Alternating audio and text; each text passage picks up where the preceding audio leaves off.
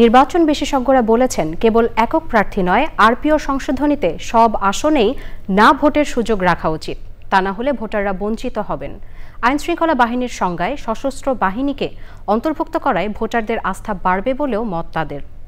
আর নিজ প্রতীকে নির্বাচন করার বাধ্যবাধকতা রাখায় নাম সর্বস্ব দল আর বিজয়ী হতে পারবে না, এমনটাই মনে করেন বিশ্লেষকরা। নাজিব বেগের রিপোর্ট। বান্ডেল থাকলে প্রতি সেনমানিতে টাকা বাঁচবে। বিকাশ সেনমানি বান্ডেল কিনে জিতুন প্রতি লেনদেনে। সোমবার আরপিও সংশোধন অধ্যাদেশ 2025-এর খসড়া চূড়ান্ত করেছে নির্বাচন কমিশন। খসড়ায় আইনশৃঙ্খলা বাহিনীর সংজ্ঞায় সশস্ত্র বাহিনী বিভাগকে অন্তর্ভুক্ত করা হয়েছে। কোনো একটি আসনে মাত্র একজন প্রার্থী থাকলে বিনা প্রতিদ্বন্দ্বিতায় নির্বাচিত না করে এতে না ভোট প্রদানের বিধান ফিরিয়ে আনা হয়েছে।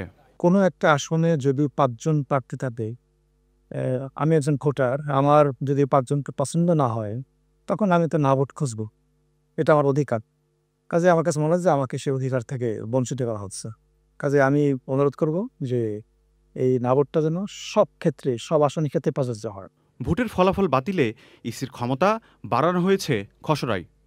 জোটগতভাবে ভোট করলেও লড়তে হবে নিজ প্রতীকে। খুবই নাম সর্বস্ব দল, সেই দলটাও কিন্তু আমাদের খুব পরিচিত ব্র্যান্ডেড যে সকল প্রতীক আছে সেই প্রতীকগুলো নিয়ে কিন্তু পাশ করে ফেলে। তো এর ফলে কি ব্যক্তির চেয়ে ওই যে দলীয় প্রতীকটা ইম্পর্টেন্ট হয়ে দাঁড়াচ্ছিল। নির্বাচনের আগে জোট গঠন করা এবং নির্বাচনের আগে জোট গঠন করে প্রতীক ভাগিয়ে নেওয়া যে প্রবণতাটা, এটা কমবে।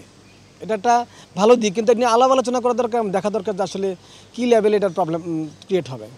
ভোটের আগেই প্রার্থীদের হলফনামা যথাযথভাবে যাচাই করতে হবে বলছেন নির্বাচন ও রাজনৈতিক বিশ্লেষকরা। নাজিব বেগ, চ্যানেল আই, ঢাকা।